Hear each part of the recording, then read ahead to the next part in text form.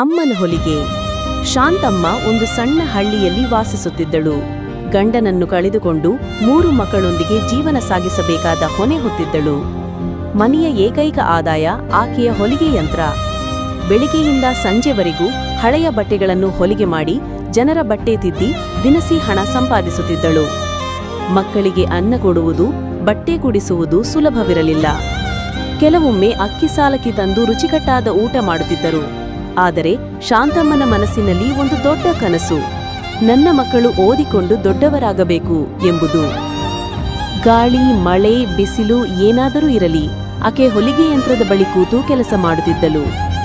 ಶಾಲಾ ಶುಲ್ಕಕ್ಕೆ ಬೇಕಾದ ಹಣವನ್ನು ಬಟ್ಟೆ ಹೊಲಿಗೆ ಮಾಡುವುದರಿಂದಲೇ ಕಲೆ ಹಾಕುತ್ತಿದ್ದಳು. ಕೆಲವೊಮ್ಮೆ ಹೊಲಿಗೆ ಕೆಲಸಕ್ಕೆ ರಾತ್ರಿ 12 ಗಂಟೆಯವರೆಗೂ ಕೂತಿದ್ದ ದಿನಗಳೂ ಇದ್ದವು.